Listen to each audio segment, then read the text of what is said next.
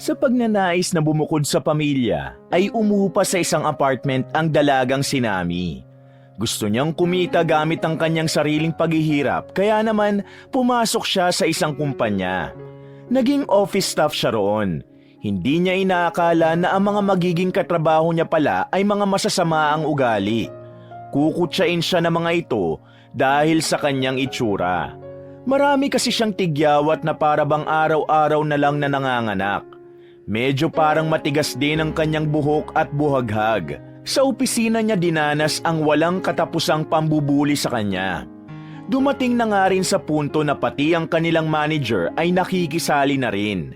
Pero walang kamalay-malay ang lahat na ang kanilang nilalait pala ay anak na may-ari ng kumpanya na pinagtatrabahuhan nila. Ano kaya ang mangyayari sa mga taong lumait kay Nami? Mapapatawad nga kaya ni Nami ang mga ito gayong nag-iwan ito ng matinding sugat sa kanyang puso? Ating tunghayan ang isa na namang kapanapanabik na kwento na tiyak na maiibigan nating lahat. 2 buwan pa lang ang nakakaraan na makapagtapos ng kursong business ad ang dalagang si Nami. Nakiusap siya sa kanyang ama na bumukod at manirahan sa ibang bahay. Gusto na kasi ng dalaga na matuto sa sarili niya. Buong buhay niya, palagi lang siyang nakaasa sa kanyang mga magulang. Kahit wala siyang kaalam-alam kung ano ang buhay sa Maynila, nakipagsapalaran siya. Iniisip na lamang niya na isa lang siya sa mga matatapang na probinsyana na nakikipagsapalaran sa syudad. Simpleng babae lang naman si Nami. Tahimik, mahinhin at higit sa lahat, wala siyang gaanong kaibigan. Si Nami kasi ang tipo ng babae na makaluma ang pormahan. Palagi siyang nakapalda, nakasalamin na makapal, hindi rin siya marunong mag-ayos ng buhok. Marami rin siyang tigyawat na talaga namang kitang-kita kapag humaharap siya sa mga tao. Ang kanyang itsura ang pangunahing dahilan kung bakit hindi tumatagal ang mga nakikilala niyang kaibigan. Karamihan sa mga yon, bigla na lang siyang iniiwan dahil sa mukha niya. Outcast siyang maituturing sa dating pinapasukang paaralan. Ngunit kahit na ganun pa man, sanay naman siyang mamuhay ng walang kaibigan kaya hindi na yun naging problema sa kanya. Pero sa isip-isip niya, kailangan niya ring makahanap ng mga tunay na taong ituturing siyang kaibigan. Sa katunayan, yun ang isa sa mga dahilan kung bakit pinili niyang lumayo sa mga magulang. Nagbabaka sakali siya na dito sa Maynila ang tunay niyang buhay. Miss, bago lang po kayo rito? Tanong ng isang dalaga na palagay ni Nami ay mas matanda lang sa kanya ng kaunti. Kararating niya lang sa apartment na titiran niya. Isa-isa niyang inaakyat ang kanyang mga gamit at nakasalubong niya sa hagdanan ng babae. Magandang babaeng nasa harapan niya. Maputi, matangkad at tuwid ang buhok.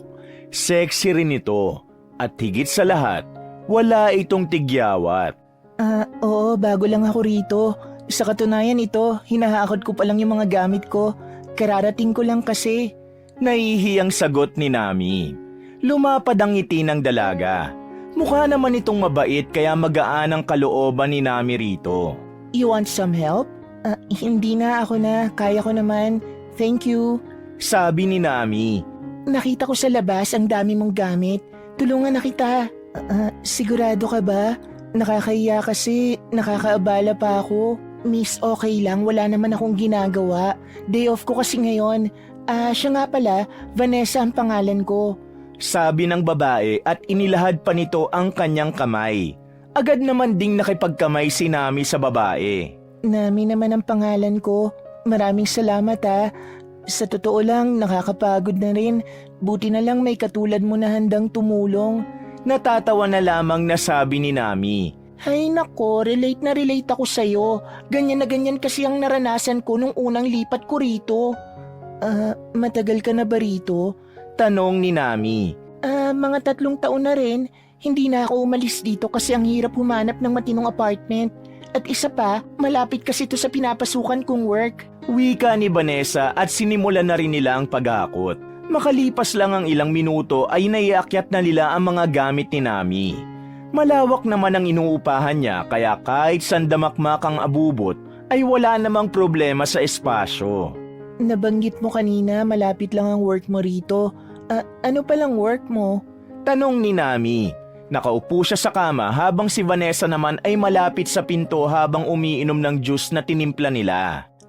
Office staff ako sa isang marketing company. Sagot nito. Mahirap bang trabaho dyan? Sa una mahirap, pero kapag nasanay ka naman na, hindi na. Sanayan lang talaga. Bakit? Gusto mo rin bang pumasok doon? Nakangiting tanong ni Vanessa at umayos pa ito ng pagkakaupo. Naghahanap din kasi ako ng trabaho. Galing kasi akong probinsya eh. Katatapos ko lang din sa course na business ad. Uy, sakto. Hiring kasi kami ngayon. Last month kasi ang daming natanggal. Ang dami kasi mga luko-luko na gumagawa ng kalaswaan sa opisina. Kaya yun, 5 silang lahat. Kakaunti na lang ang natira mga luma na nandun, including me. Gusto mo help kita makapasok doon? Talaga ba, Vanessa? Tutulungan mo ko? Nasasabik na tanong ni Nami. Why not? Isa pa, magkaibigan na rin naman tayo, di ba? Friends? Tanong ng dalaga. Friends. Sabay silang nagtawanan.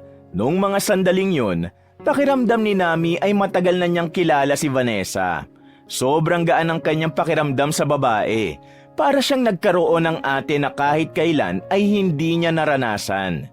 Dalawa lang kasi silang magkapatid ng kuya niyang si Leon. Hindi rin naman sila close ng kuya niya, kaya hindi niya rin alam kung ano ang pakiramdam ng may kapatid na nag-aalaga sa kanya. Sa maikling panahon, nakapalagayan ni Nami ng loob si Vanessa. Tinulungan siya nitong makapag-apply sa kumpanya. At ilang araw nga lang din ang nakalipas, sasabak ng dalaga sa huling interview niya. OMG, talaga ba? Final interview ka na sa Friday? Naku, dapat dyan i-celebrate natin yan. Masayang sabi ni Vanessa nang salubungin ito ni Nami sa hagdanan sa apartment. Celebrate? Anong gagawin natin? Natatawa namang sagot ni Nami. Naku Kang, inosente mo talaga. Ganyan ba talaga kapag probinsyana? Celebrate tayo like inom, ganun. Hala, hindi ako umiinom eh.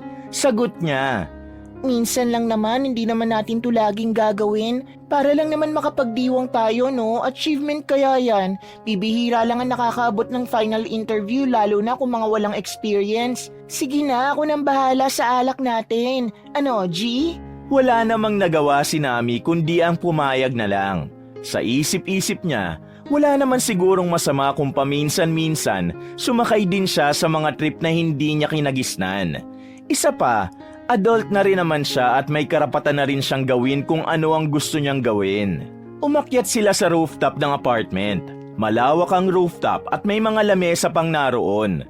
Sa pinakabandang sulok, doon sila pumwesto ni Vanessa. Dala ang alak at mga chips na kanilang pulutan ay sinimulan nila ang kwentuhan. Sa kalagitnaan ng kanilang pag-uusap, isang lalaki ang umakyat sa rooftop. May mga dala itong nilabhan. Kilala ito ni Vanessa kaya tinawag niya ang lalaki. Alfred, halika! Lumingon ng lalaki. Wala itong kahit na anong emosyon sa mukha. Hindi ito lumapit sa kanila at nagsimula lang sa pagsasampay. Uy, kilala mo ba yan? Si Alfred yan, kasamahan ko sa work. Iisang department lang kami. Pareho kami ng day off kaya nandito rin siya ngayon. Magiging kawork mo rin yan kapag sa department ka namin na ilagay. Paliwanag ni Vanessa. Hindi na ito nakatiis. Tumayo na ito at pinuntahan ang binata. Sa pilitan nitong hinila si Alfred. Ano bang ginagawa mo? Nakita mo nagsasampay ako eh.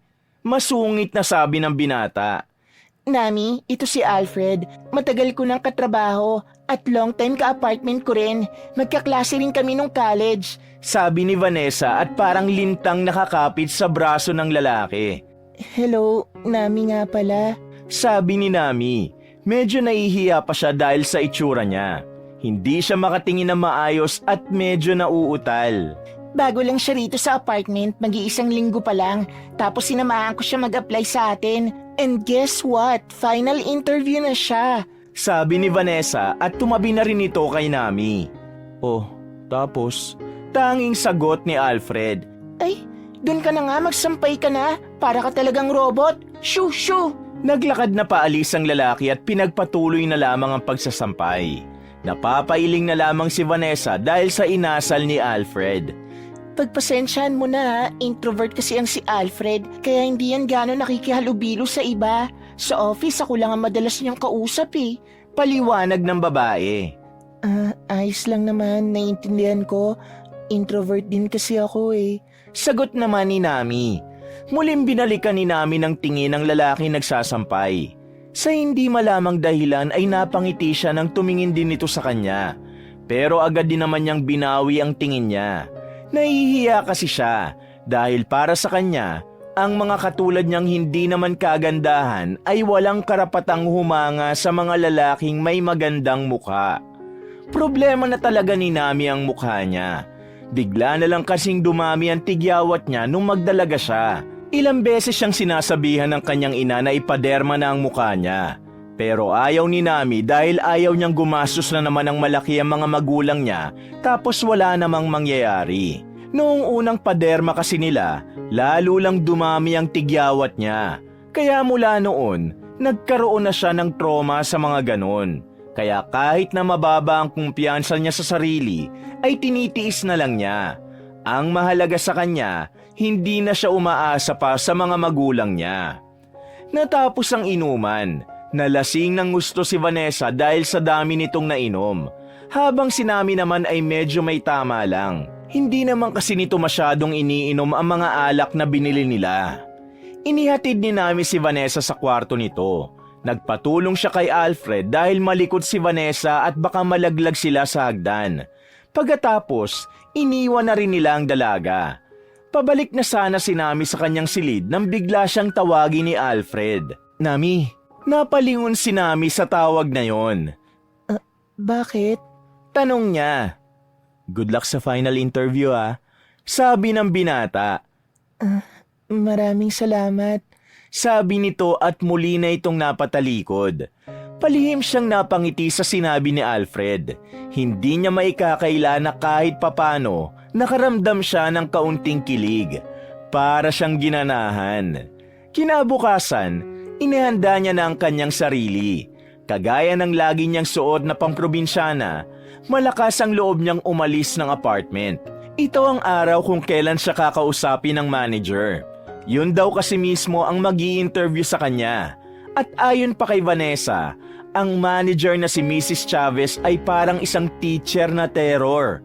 Matabil daw ang dila nito at masungit. Kinakabahan man, pero mas nangingibabaw para kay Nami ang kasiyahan at kasabikan. Isa kasi si Alfred kung bakit gusto niyang makapasok sa trabahong yon. Pagdating niya sa tapat ng gusali ay napatingin siya sa kataasan nito. Hindi na siya namamangha dahil ilang beses na rin naman niya itong nakita.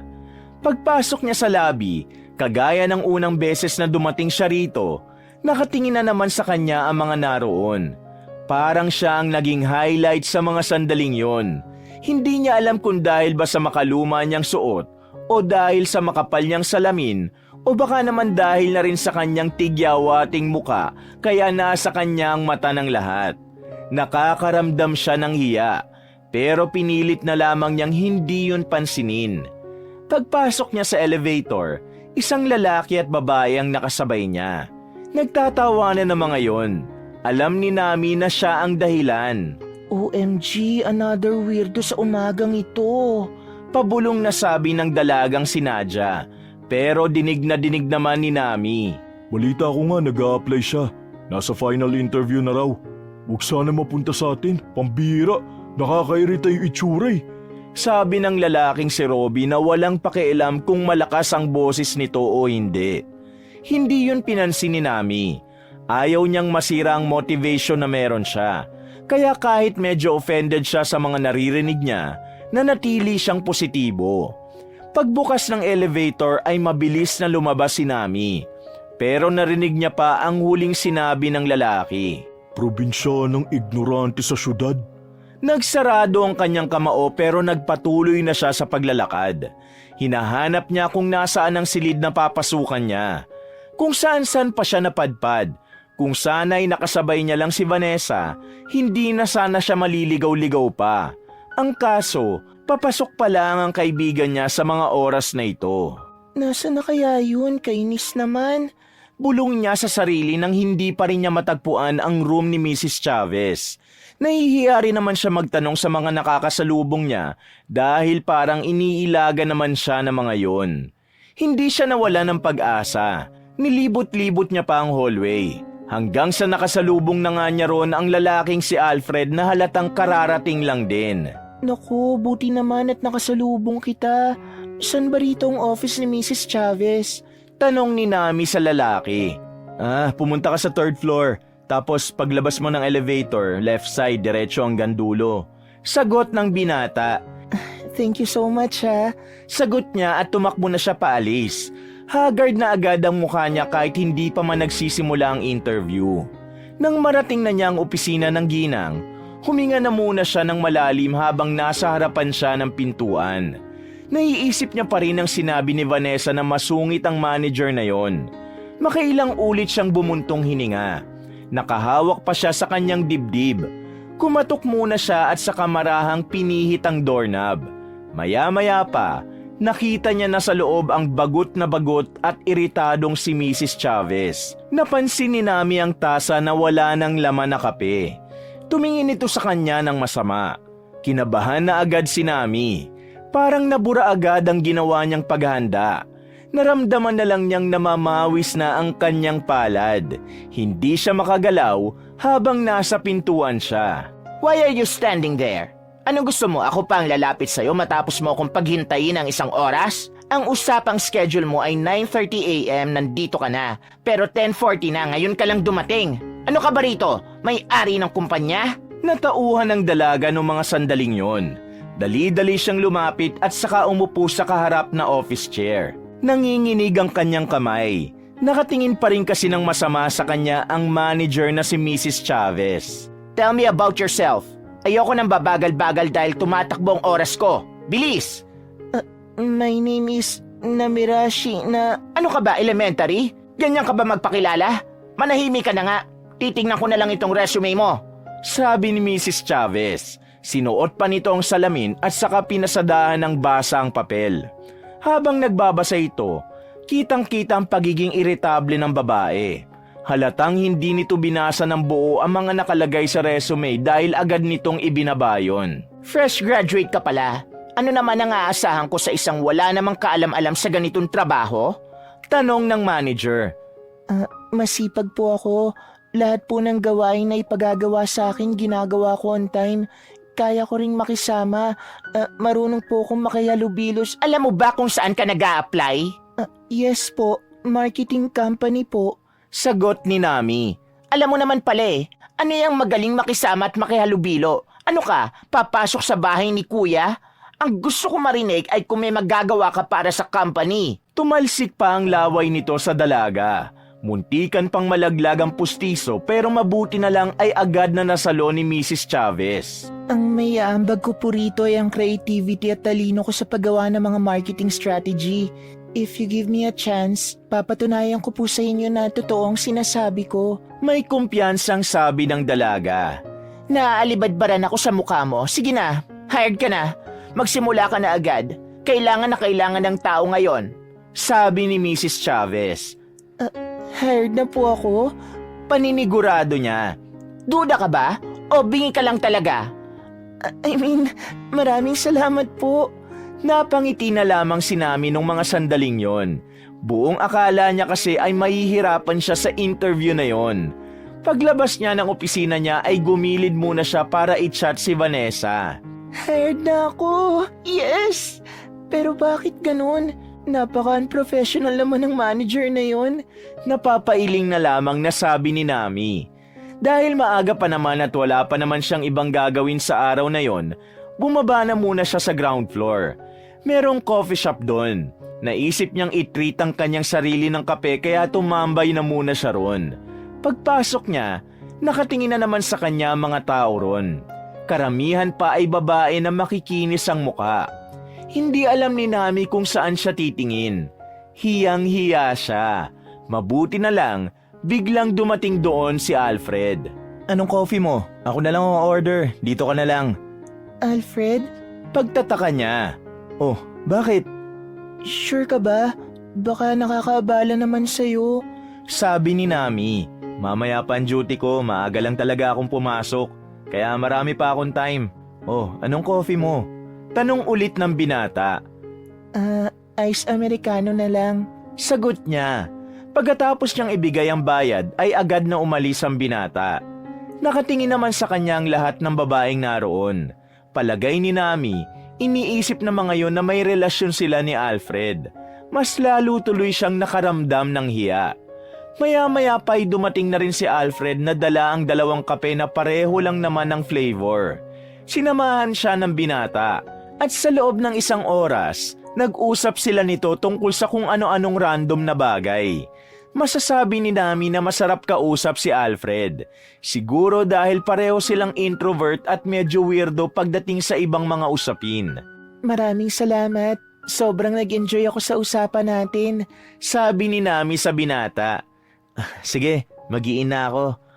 Ako naman uuwi na sa apartment. Sagot ni Nami. Tumango na lamang si Alfred.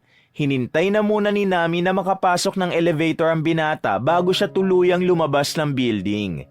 Maya-maya lang ay naisipan na rin ni Nami na sumakay na ng taxi. Hindi niya na nahintay pa si Vanessa dahil hindi naman yun nagre-reply sa mga text niya. Pag-uwi niya sa apartment, saktong tumawag ang kanyang ama. Umupo siya sa dulo ng kama. Kahit na alam niyang pagagalitan lang naman siya nito, ay sinagot pa rin niya ang tawag. Hello, Papa. Bungad niya sa kabilang linya ng may mahinahon na boses. Nami anak, saan ka ba ngayon umuupa? Tanong ng kanyang ama sa kabilang linya. Papa, hayaan niyo na po ako rito. Baka kulitin niyo na naman po ako na bumalik Hindi na kita pipilitin na manatili rito sa bahay. Ang gusto ko lang malaman kung saan ka nakatira. Para kung sakaling may mga emergency, alam namin kung saan kami pupunta ng mama mo. Okay, sige Papa. Mamaya iti-text ko po sa inyo. Ayos ka lang ba talaga dyan? Kaya mo na ba talaga mag-isa? Nag-aalalang tanong ng matandang lalaki. Ayos lang naman po ako.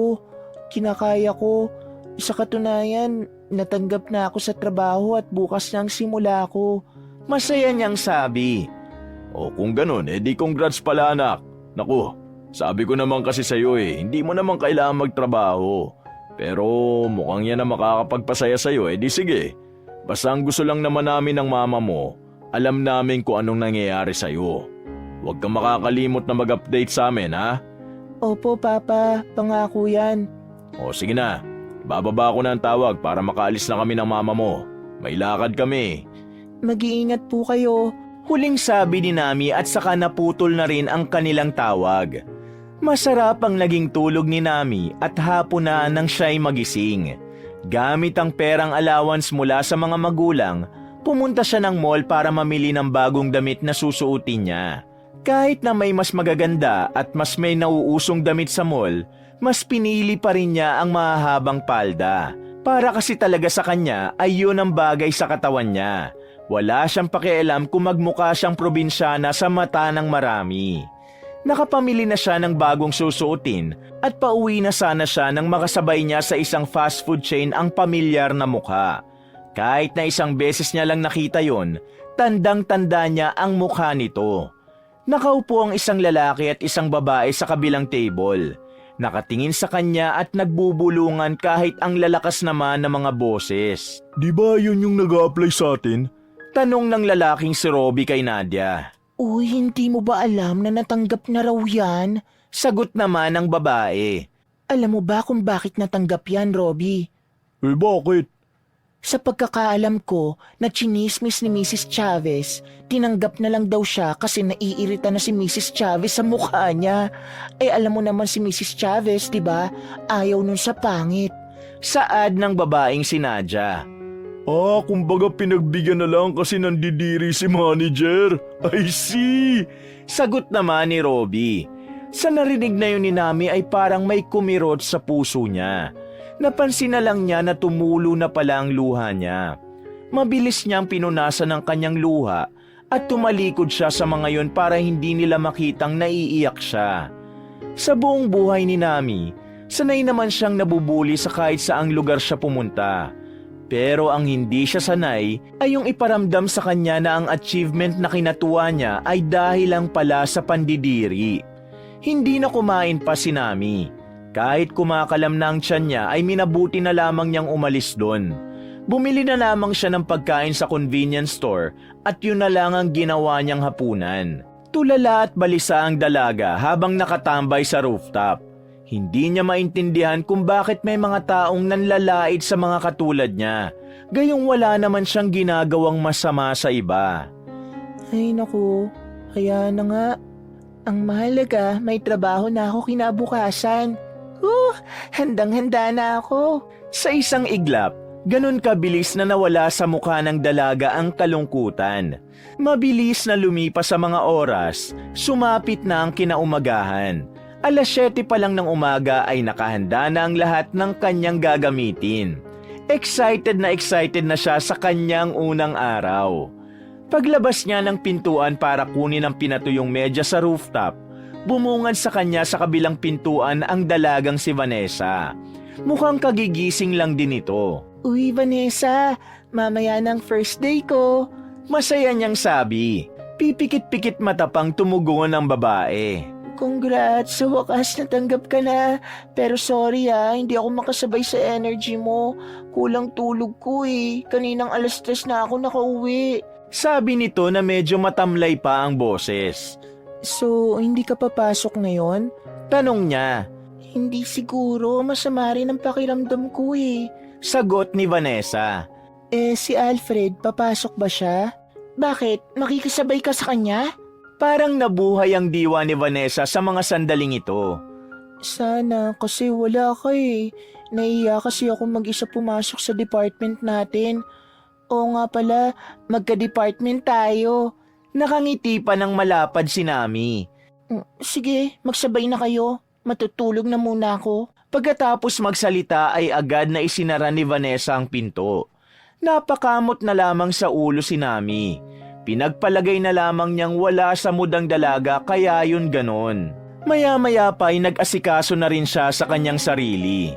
Suot na niya ang kulay brown na mahabang palda, checkered na polo at ang makapal niyang eyeglasses. Kahit na anong gawin niyang tapal ng makeup sa muka, hindi nito kinakayang tabunan ng kanyang mga tigyawat. Ganun pa man, hindi niya hinayaan na makahadlang ito para sa maganda niyang araw. Pinagsawalang bahala na lamang niya ang mga tigyawat niya at nag-focus sa kanyang lakad sa araw na ito. Hinintay ni Nami si Alfred sa baba ng apartment. Ilang sandali nga lang, bumaba na rin ang binata. Alfred, pwede ba tayo magsabay? Tanong ng dalaga. Pwede naman, tara. Sagot ni Alfred. Masaya si Nami sa mga sandaling ito. Nawala ang kaba niya dahil ramdam niyang meron siyang kakampi sa papasukan niya. Hindi na niya naiisip pa mga nakatingin sa kanya nang makarating na sila sa lobby. Hanggang sa nasa elevator na sila, hindi niya iniintindi ang mga nagbubulungan at nakatingin sa kanyang mukha. Dahil bago ka pa, expect mo nang nakakapagod ang unang araw. Hindi kita masyadong makikita dahil malayo ang cubicle ko sa'yo. Kaya good luck na lang sa unang araw mo Sabi ni Alfred habang naglalakad sila sa hallway. Ilang sandali lang ay narating na rin nila ang magkabilang pinto ng kanilang department. Huminga ng malalim si Nami. Pilit niyang inaalis sa kanyang kalooban ng kaba na namamayani sa buo niyang sistema. Pagpasok nila, marami agad ang nakatingin sa kanila. Doon daw ang cubicle mo, ako naman dito. Maghihiwalay na tayo ng landas. Bye! Salamat, Alfred. Naglakad na rin si Nami papunta sa kanyang cubicle. Nakita niya pa ang pangalan niyang nakadikit doon. Napangiti siya dahil doon.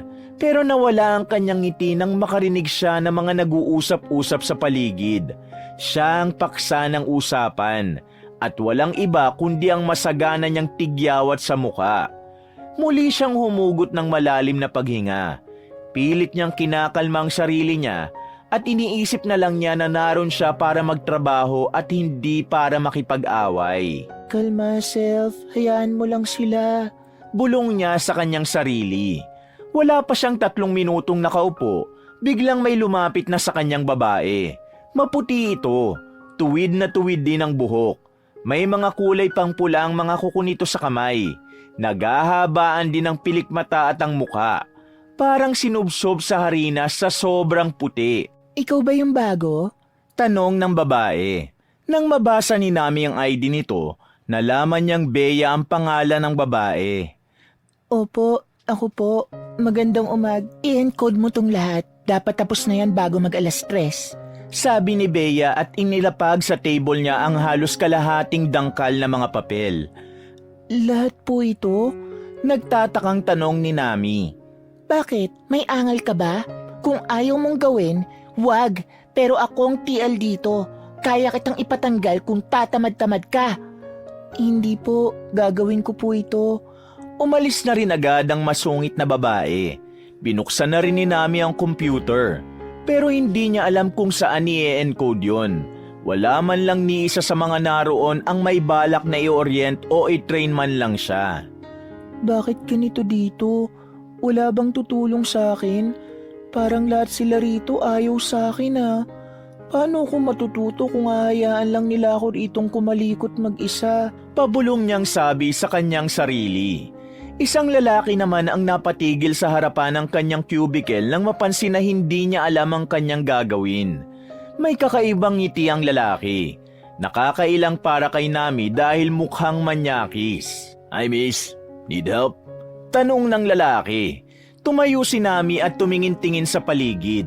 Lahat ay abala na sa kani-kanilang ginagawa. Wala na siyang ibang choice kaya pagtsatsagaan na lamang niya ang lalaki. Hindi ko kasi alam kung saan ito i-encode. Wala kasing sinabi sa akin. Walang nagtitrain sa akin eh. Sinadya ni Nami na lakasan ang kanyang boses para marinig ng kanilang TL. Nakita niyang sumamalang ang tingin nito sa kanya. "No problem, nandito ako to train you. Ilagay mo lahat yan sa Microsoft. Tapos yung standard format niyan, nakalagay naman lahat sa likod ng papel. Tapos pag natapos mo ang lahat ng yan, balikan mo si TL at itanong mo kung anong email ang pagsesendan niyan. Iba-iba kasi minsan ang pinapadala ng mga soft copy." Paliwanag ng lalaki. Mas lalong nailangan dalaga nang ilapit pa nito ang mukha nito sa mukha niya. Thank you so much. Sige, kaya ko na. Sagot niya. "You sure? Pwede kitang tabihan." Hindi na, kaya ko na po. Maraming salamat. Sabi niya. Bago umalis, nag-iwan pa ng kataga ang lalaki.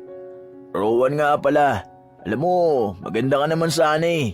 At tingin ko kung hindi ka nakapalda ng ganyan kahaba, makikita kong maganda mong hita. See you later."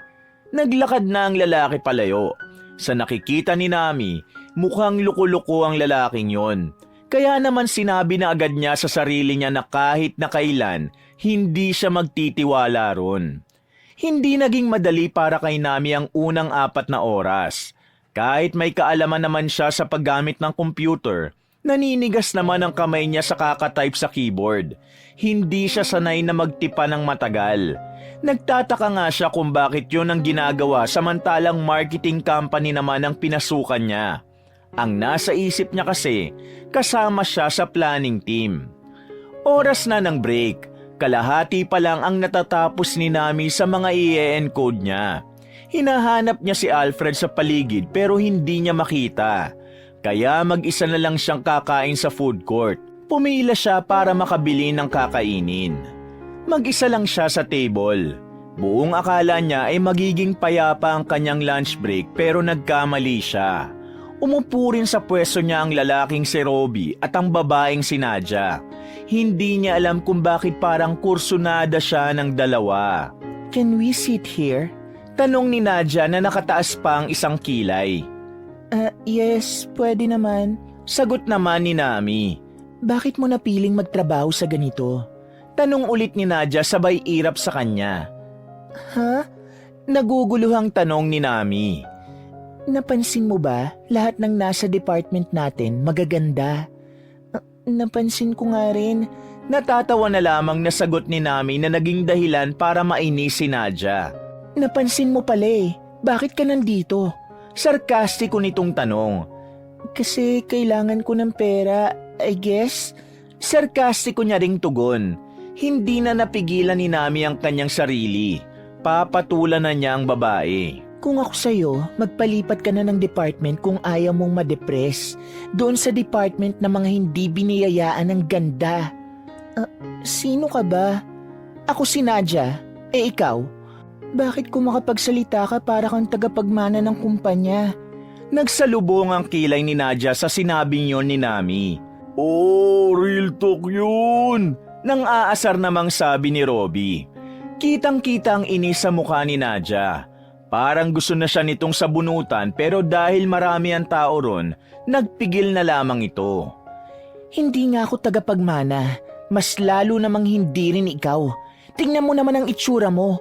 Probinsyana ka na nga, ang dami mo pang tigyawat. Buwelta ni Nadia, pero hindi rin papatalo si Nami. Ano bang problema mo at bakit mo ako pinag-iinitan? Unang araw ko pa lang dito, ganyan ka na. Inggit ka ba sa akin? Di ba maganda ka? Bakit parang insecure ka sa akin? Sabi ni Nami na medyo tumataas na rin ang boses. Anong sinabi mo? Ako? Mai-insecure sa'yo? Nawalan na ako ng gana? Diyan na kayo. Hindi pa tayo tapos mag-usap, girl tigyawat. Ako, tapos na ako sa'yo. Ayoko magsayang ng oras sa mga trash na kagaya mo. Hindi na hinintay pa ni Nami na makasagot si Nadia. Dali-dali na siyang umalis dala ang kanyang pagkain. Inis na inis din si Nami. Hindi talaga niya maintindihan kung ano ang problema sa kanya ng dalawa. Lalong-lalo na si Nadia na parang pinaglihi sa kasamaan. Pumunta na lamang siya sa hagdanan at doon ay kumain. Habang inunguya ang kinakain niya ay nadaanan siya ng janitor na si Mang Jose. Nagtataka ang matanda kung bakit doon siya kumain. Samantalang ang laki-laki naman ng food court. Iha, bakit nandito ka sa hagdanan? Tanong ni Mang Jose. Bawal po ba kumain dito? Hindi naman sa bawal. Pero may food court kasi, bakit ayaw mo ron? Isinandal na muna ng matanda ang dala-dala nitong floor map. Hindi pa nakakapagsalita si Nami, naunahan na siya ng pag-iyak. Dito na niya kasi napagtanto na hindi pala ganun kadali ang mamuhay ng mag-isa. Manong, bakit po ganun? Tanong niya habang humihikbi na parang bata. Oh, bakit ka umiiyak? Ano bang problema mo, Iha? Wala naman po kong ginagawang masama sa kanila. Sa katunayan, ngayon ko lang naman sila nakita eh. Pero bakit ang sama-sama nila sa akin? Dahil ba pangit ako? Dahil ba ganito ang forma at mukha ko? Hindi na nakatiis pa ang matandang janitor. Umupo na ito sa gilid ni Nami at dumistansya lang ng kaunti. Hindi ko alam ang buong kwento, Iha, ha? Pero alam mo, sa buhay natin, lagi talagang may mga dumarating para subukin tayo. Minsan, hindi natin alam kung bakit at kung ano ang dahilan. Pero kalaunan, malalaman din natin kung bakit tayo binibigyan ng Panginoon ng ganitong pagsubok. Hindi ko sinasabi na ayos lang yan, ha? Kasi hindi ko naman alam ang nararamdaman mo. Ang masasabi ko lang, valid ang nararamdaman mo, Iha. At kung kailangan mong iiyak, iiyak mo lang. Pero ito ang lagi mong tatandaan. Dapat lagi kang palaban. Kasi sa mundong puno ng kaguluhan, ang mga mahihina ay laging pinagsasamantalahan. Saad ng matandang lalaki. Namangha si Nami sa sinabi ng janitor. Aminado ang dalaga na may punto ang matanda. At kahit na papano, gumaan naman din ang kanyang pakiramdam. Tatay, ang galing niyo po. Medyo gumaan po ang pakiramdam ko sa mga sinabi niyo. Nakangiting wika ni Nami at saka pinunasan ang luha sa pisngi. Nako, itong batang ito, wala namang kagaling-galing sa sinabi ko eh. Ang mga salitang yun ay pangkaraniwan lang. Pero sana, makatulong nga sa'yo, Iha. Mahaba pa ang buhay mo. Marami ka pang pagdadaanan. Kung ano man ang pinagdadaanan mo ngayon, ituring mong simulayan para sa mas matibay at mas matatag na bersyon mo. Dagdag pa ng matanda. Maraming salamat po talaga. Siguro po ang swerte ng anak niyo o apo. Ang bait niyo po eh. Sabi ni Nami. Ay naku, swerte talaga ang apo ko na yon. Minana niya pa ang kagandahang lalaki ko. Natawa na lamang ang matanda sa sinabi niya. Tumayo na rin ito at muling kinuha ang floor map. Paano, Iha? Mauna na ako, ha? At may mga ginagawa pa kasi ako. Kung ano man yung dinadala mo, lakasan mo lang ang loob mo, ha? Isang malapad na ngiti ang isinukli sa kanya ng matanda at naglakad na rin yun palayo. Bumuntong hininga na lamang si Nami. Kayang-kaya mo ito, Nami. Muli siyang bumalik sa trabaho. Tinapos niya ang mga dapat niyang i-encode. Sa unang araw ng kanyang trabaho, masasabi niyang kinaya naman niya kahit na papano. Pero sa mga sumunod na araw, mas lalong naging komplikado para sa dalagang lahat. Bukod sa hindi niya makuha ang trabahong gusto niya, mas lalo naman siyang pinag-iinitan ni Nadia. Kinukulit-kulit at binabastos-bastos naman siya ng lalaking si Rowan. Kung minsan, parang gusto na lamang ni Nami na tumigil. Pero lagi niyang sinasabi sa kanyang sarili na hindi siya aalis doon. Papatunayan niya sa sarili niya na kaya niyang makasalba sa ganung uri ng trabaho. Habang abalang nagbabasa ng mga papel na binagsak sa table niya, biglang lumapit sa kanya ang kanilang TL, si Bea. Isa ring masama ang ugali. At kahit kaya naman itong gawin, iuutos pa talaga kay Nami. Itimpla mo nga ako ng kape. Sabi ni Bea sa kanya na mataray na nakatayo sa gilid ng kanyang cubicle. Pero ma'am, may ginagawa pa po ako. Nandun lang naman po yung water dispenser at yung mga kape. Inuutusan mo ba ako? Salubong na ang kilay ni Bea. Sa tingin pa lang nito, parang tinutunaw na siya ng kanyang TL. Hindi po. Sige po, ipagtitimpla ko na po kayo. Nami? Po? Ayoko sa lahat maligalig. Umayos ka ng asta mo ha, dahil may nakakarating sa akin na balita na nag-a-attitude ka rito. Sa oras na makita kitang gumaganon, hindi ako magdadalawang isip na sampalin ka at alisin ka rito. Ayoko na mga ma-attitude dito. Tumango na lang si Nami. Kahit sa isip-isip niya, mas ma-attitude pa ang TL niya kaysa sa kanya. Pumunta si Nami sa water dispenser at kumuha ng isang kape. Lumapit naman sa kanya si Rowan. Nakatingin ito sa kanya ng malagkit. Ramdam ni Nami ang kasagaran ng pagiging manyakis nito kahit hindi man revealing ang kanyang suot. Hi Nami, you look so beautiful today. Bulag ka ba? Halos lahat nga nang nandito napapangitan sa akin dahil sa tigyawat ko. Pinagsasasabi mo dyan. Suplada niyang sagot. Ito naman, pinupuri ka na nga eh. Sabi pa ni Rowan. Hinawakan nito ang dalaga sa bewang. Agad namang pumalag ang dalaga at binuhos niya kay Rowan ng kape na kakatimpla niya lang. Mabuti na lang ay sira ang dispenser at hindi naman gaanong mainit ang tubig. Nagulat ang lahat sa ginawa niya. Pero galit na galit naman si Nami sa lalaki. Napakawalang hiya mo. Tigil-tigilan mo na ang panghihipo sa akin. Nung nakaraan ka pa ha. Napatigin na sa kanila ang lahat ng nasa opisina. Agad namang lumapit sa kanila ang TL nila. Maging si Alfred at Vanessa rin ay naroon na. Ano nangyayari dito? Tanong ni Bea. Galit na nagsalita si Rowan. Itong babaeng to eh. Tinatanong ko lang naman kung kumusta ang trabaho niya. Akala niya uutusan ko siya. Bigla ba naman akong binuhusan ng kape? Buisit! Hindi totoong sinasabi niya. Hinipuan niya ako nung nakaraan. Hinawakan niya ako sa puwet. Tapos ngayon hinawakan naman niya ako sa bewang. Bastos yan! Walang manners! Manahimik ka! Bago ka pa lang dito pero gumagawa-gawa ka na ng kwento. Anong walang manners? Ikaw ang walang manners! Ma'am, hindi po totoong sinasabi niyang si Rowan. Talaga pong ginawa niya sa akin yun. Nami, sinabi ko na sa'yo na ayaw kung makakagawa ka ng kahit na anong gulo, di ba? Kasasabi ko lang sa'yo kanina. Pero anong ginagawa mo ngayon? Wika ni Bea. Pero ma'am, pinagtatanggol ko lang naman po kasi ang sarili ko. Ma'am Bea, may ugali talaga yung sinami.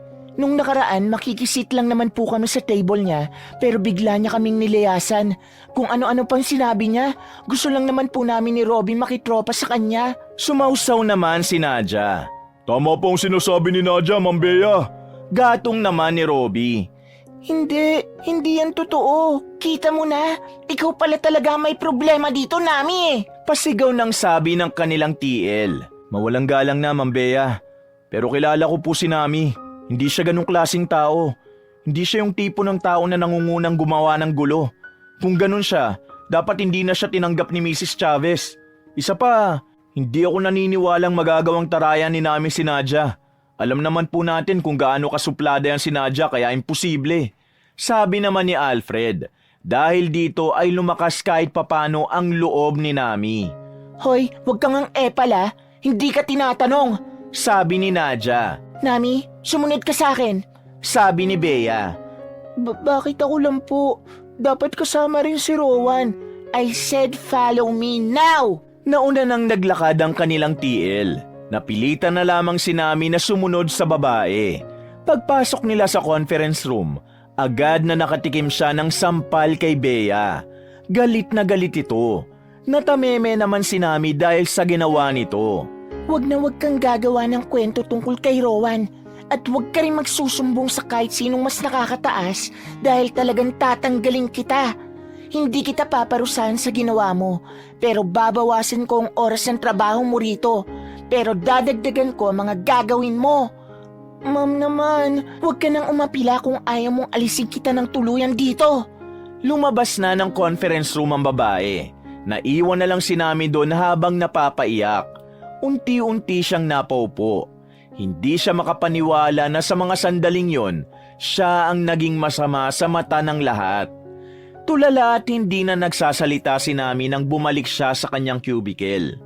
Ginawa na lamang niya ang natitira niyang trabaho. Sinusubukan siyang kausapin ni Vanessa at Alfred pero wala siyang masabi. Hanggang sa makauwi na sila, hindi pa rin siya nagsasalita. Mas pinili na lamang ni Nami ang magmukmuk sa kanyang kwarto. Wala pang isang buwan ng dalaga, pero ramdam na talaga niya ang kalbaryo. Kahit ilang beses niyang isipin kung bakit malupit sa kanya ang mga katrabaho niya, ay hindi niya pa rin maintindihan. Hindi niya rin matanggap na dahil sa hindi siya maganda ay tatratuin siyang basura na mga yun. Dahil dito, unti-unting nabuhay ang galit niya sa kalooban niya. Pero simula pa lang pala ang lahat ng kanyang paghihirap. Dahil sa mga sumunod pang araw, isa na namang pangyayari ang lalong makakasakit sa damdamin ng dalaga. Nami! Nasa labi pa lang siya pero narinig niya nang tinawag siya ni Alfred. Agad itong lumapit sa kanya. Nababahala ang mukha nito. Huwag ka na kaya munang pumasok ngayon, sabi ng binata sa kanya. Ha? Bakit naman? Nandito na ako Basta, huwag ka na lang pumasok. Tignan mo, mukha kang may lagnat. Sabi pa ni Alfred. Ha? Uy, wala naman akong lagnat.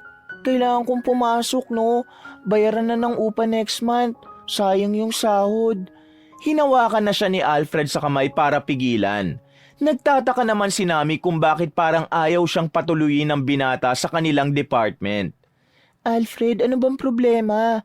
Ang weird mo ngayon. May halo ng inis sa tinig ng dalaga dahil harang ng harang si Alfred sa dadaanan niya. Kasi basta, huwag ka na lang pumasok. Ako na ang bahala sa isang araw mong sahod. Hindi, papasok ako.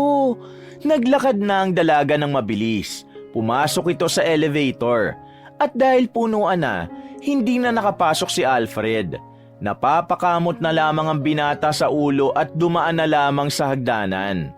Samantala, pagdating ni Nami sa kanilang department, nasa bungad pa lang siya ay nakita niya na ang lahat na nagtatawanan.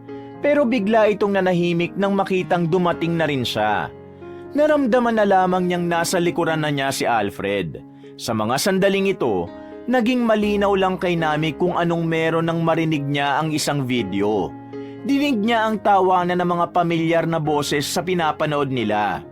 Lumapit si Nami sa isang may hawak ng cellphone. Pagtingin niya sa pinapanood nito, nakita niya ang sarili sa video na pinagkakaisahan ng mga bully. Ang video na yun ay nangyari kamakailan lang bago siya makapagtapos ng college. Sa video, tinapunan siya ng basura sa ulo at sinabuyan ng spaghetti sa muka. Bumalik na naman ang trauma ni Nami. Bigla siyang nanginig. Nakakaramdam siya ng matinding takot. Pagtingin niya sa mga kasamahan niya, kakaiba ang ngiti ng mga yon. Parang masaya pa ang mga yon na nakikita siya sa video na napagtitripan. Hindi! Hindi! Tanging sigaw ni Nami. Hindi niya na hinintay pa na marinig muli ang tawanan ng mga katrabaho niya. Tumakbo na siya paalis. Hinabol naman siya ni Alfred. Sa hallway ay nakasalubong pa nga nila si Vanessa na nakihabol na rin. Nami, sandali lang! Sigaw ni Alfred sa kanya. Hindi alam ni Nami kung saan siya pupunta. Namalayan na lang niya ang sariling nakalabas na pala ng building na yon.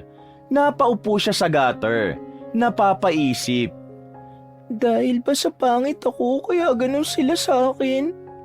Siguro tama nga sila papa at mama na mas mahirap ang buhay ng isang pangit kapag malayo sa sariling pamilya. Ang pangit ko kasi! Ang pangit-pangit ko! Hindi ka pangit. Napalingon si Nami nang marinig niya ang tinig ni Alfred. Lumapit ito sa kanya at humawak sa magkabila niyang balikat. Hindi ka pangit, Nami. Sila ang may problema at hindi ikaw. Pwede ba, Alfred? Huwag mo na nga akong bulahin para gumaan lang ang pakiramdam ko. Alam kong pangit ako at kahit na anong gawin kong kabutihan, ang kapangitan ko pa rin ang makikita nila. Makinig ka, Nami. Ugali nila ang pangit, pero hindi ikaw. Lumaban ka, Nami. Patunayan mo na hindi ka nila dapat ginaganito. Tatagan mo. Kahit na anong sabihin ni Alfred kay Nami ay wala nang pumapasok sa utak ng dalaga. Sarado na ang isip nito.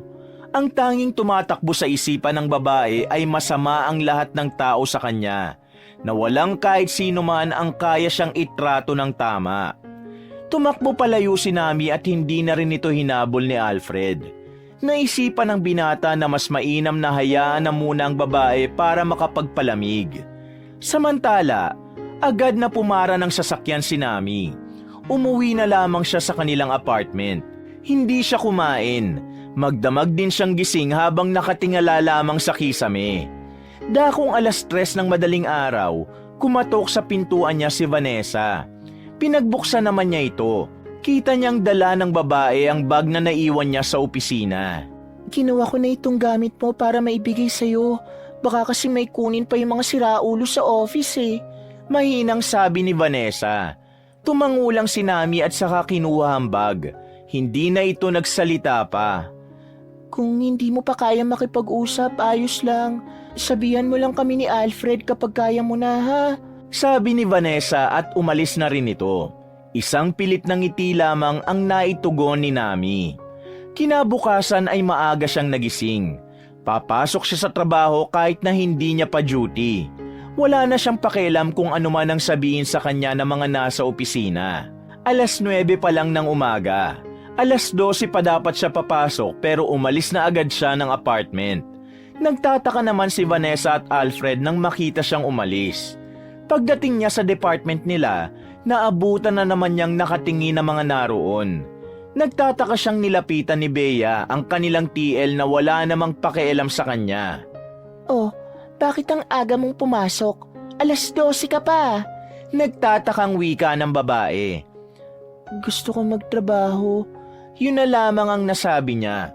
Nagsalubong naman agad ang kilay ni Bea. Uminit agad ang dugo nito dahil parang walang pakialam si Nami sa sinasabi niya. Diretso lang ito sa cubicle niya at binuksan ang computer. Hindi mo ba ako naririnig? Hindi ka pa pwedeng mag-duty dahil hindi pa oras ng duty mo. Umalis ka rito! Hinila na ni Bea ang dalaga, pero nananatiling nakaupo pa rin si Nami. Hindi na malaman ni Bea ang gagawin niya sa dalaga. Kaya naman, kaaga-aga pa pero pinatawag na nito ang kanilang manager na si Mrs. Chavez. Pagdating ng ginang, agad na sinampal ang dalaga. Pero hindi naman natinag ang dalaga. Nakatanga at nakatulala lamang ito sa malayong direksyon. Wala ka ba sa sarili mo? Kung ganyan ka, umalis ka na sa kumpanyang to dahil hindi ko kailangan ng mga katulad mong pangit na nga, wala pang silbi sa trabaho. Galit na sigaw ni Mrs. Chavez. Dahan-dahang nag-angat ng tingin ng dalaga. Masama ang tingin nito sa ginang. Lalo naman itong kinainis ni Mrs. Chavez. Aba, titingin ka pa ng ganyan? Tawagan nyo na nga yung security at palabasin ito. Magmula ngayon, hindi ka na pwedeng pumunta rito. Ayaw na ayaw ko nang makita ang pagmumukha mong yan. Nakatingin lang si Nami kay Mrs. Chavez. Maya-maya lang ay dumating na rin ang 2 gwardya at saka inalalayang makaalis si Nami. Agad namang sumama ang dalaga. Habang naglalakad siya sa hallway, nakasalubong niya pa si Robbie at Nadia. Patawa-tawa pang dalawa na parang may kakaibang ligaya ang pagkakatanggal kay Nami. Sa mga sandaling ito, walang paglagyan ng sakit na nararamdaman ni Nami. Pakiramdam niya, lahat ng tao sa paligid niya ay kalaban niya. Ang mga tingin nila ay para siyang hinuhubara ng dignidad. Ang mga tawanan nila ay ang siyang nagtutulak para lalo lang siyang manliit sa kanyang sarili. Paglabas niya ng building, nakasalubong naman niya si Alfred sa entrance. Nag-aalala ang mukha nito, habang siya naman tulala at haggard na ang mukha. Nami, ayos lang ako, Alfred. Huwag mo ko intindihin. Ayos lang talaga ako. Sinasabi niya ito kahit na may tumutulo namang luha sa kanyang mga mata. Nang may mapadaan na taxi ay agad niya yung pinara. Umuwi ulit siya sa apartment. Hindi na siya nagsayang pa ng oras. Inisa-isa na niyang iimpake ang kanyang mga gamit. Para sa kanya, wala na siyang dahilan para manatili pa sa apartment na yon. Kapag naroon siya, mas lalo niya lang naaalala ang lahat ng mga nangyari sa opisina. Isa-isa na niyang inilabas ang kanyang mga gamit sa tapat ng apartment. Nang bitbitin niya na ang maleta, nagtaka siya dahil hindi man lang niya nakita si Vanessa. Pinagpalagay na lamang niya na tulog pa rin ang babae hanggang sa mga oras na yon. Babalik na muna ako sa amin, Alfred. Kailangan ko lang siguro itong ipahinga. Sabi ni Nami nung hapon na magpaalam na siya sa binata. Hindi na kita pipigilan. Kung talagang yan ang makakapagpagaan ng kalooban mo, sige lang, choose yourself. Basta, huwag kang makalimot mag-PM ha. Mag-update ka sa amin. Tumango na lamang si Nami at saka sumakay na rin sa humintong taxi sa kanyang harapan. Matapos siyang tulungan ni Alfred na isakay ang mga gamit niya sa taxi, ay pinaandar na rin ng driver ang sasakyan. Umuwi si Nami sa Nueva Ecija. Pagdating niya sa bahay nila, bigla niyang niyakap ang kanyang inang si Vilma. Iyak siya ng iyak. Nagtaka naman ang kanyang mga magulang. Nagkwento si Nami ng mga naranasan niya. Awang-awa ang kanyang mga magulang. Maging ang kanyang kuya na hindi naman sweet sa kanya, nakaramdam ng galit dahil sa sinapit niya. Bakit hindi ka nagsabi na nagtrabaho ka ron? E di sana nagawan ko ng paraan ng mga bully na yan. Mga siraulo yung mga yan ah. Galit na wika ng kanyang kuya. Hindi pwede ang ganyan. Pagbayarin natin ang mga gumawa niyan sa'yo. Sabi naman ng kanyang ama. Papa, Mama, Kuya, huwag na po muna. Gusto kong ayusin muna ang sarili ko. At kapag maayos na ako, saka ako sila babalikan at patutunayan ko sa kanila kung sino ang inaapi-api nila. Yan kasi ang napapala mo eh. Di ka naman kasi pinagtatrabaho. Pinipilit mo pa. Yan tuloy. Ayaw mo maniwala kay na mama at papa na maraming siraulo sa Maynila. Lalo na sa mga katulad mong... Katulad kong pangit? Yun ba ang gusto mong sabihin, Kuya? Napangit ako kaya lahat ng taong makikita ko aapihin ako? Pangit din ba ang tingin mo sa akin, Kuya? Hindi ka naman pangit, Nami. Marami ka lang tigyawat. Kapag nawala ang mga yan, napakaganda mo. Ikaw naman kasi. Sinabihan na kita nung nakaraan pa na ilalapit kita sa schoolmate ko na may alam sa mga ganyang kondisyon. Ayaw mo pa. Napailing na lamang ang kanyang kuya. Kita na rin sa mukha ng lalaki na naiinis na rin ito. Sandaling nanahimik si Nami. Napaisip siya. Napagtanto niya na marahil ito na rin ang oras para mas mahalin naman niya ang kanyang sarili. Kuya, samahan mo ako dyan sa kakilala mo. Ako ang magbabayad. Meron akong ipon. Sabi ni Nami. Napatayo naman ang kanyang kuya dahil hindi ito makapaniwala na sa wakas naisipan na rin ni Nami na mahalin ang kanyang sarili. Gusto kong bumangon. Babalikan ko sila sa bagong bersyon na ako. Dagdag niya pa at saka pinunasan ng luha. Makalipas ang 6 na buwan, marami na ang nagbago sa buhay ni Nami. Mula nang mas mahalin niya ang kanyang sarili. Hindi na siya nahihiyang lumabas ng bahay. Hindi na rin siya nakayukong maglakad. Mula nang magamot ang kondisyon ng kanyang muka, lumitaw na ang kanyang kagandahan. Kuminis ang kanyang muka At natuto na rin siyang magsuot ng mga damit na mas updated. Mga kasuotan na sabay sa trend at talaga namang bagay ang lahat ng yun sa kanya. Wala nang makapal na salamin. Naka-contact lens na lamang siya. Ang kukuba-kuba na likod ngayon ay diretsyo na dahil puno na siya ng kumpiyansa. Lahat ay ginawa niya para maging komportable. Tinulungan din naman siya ng magulang at ng kuya niya. Kapag umaharap siya sa salamin, hindi niya na makilala ang kanyang sarili. Sobrang layo niya na sa dati. Wala na ang bakas ng kahapon na kung saan nagsilbing bangungot sa kanya. Wow, sobrang ganda ng anak ko ah. May lakad ka ba? Tanong ng kanyang ina na si Vilma nang abutan siya nitong nakaharap sa salamin. Susunduin ko ang dalawa kong kaibigan sa dati kong pinapasukan, ma. Sigurado ka bang kaya mo nang bumalik dun? Traumatic ang nangyari sa'yo at nag-aalala talaga ako sa'yo, anak.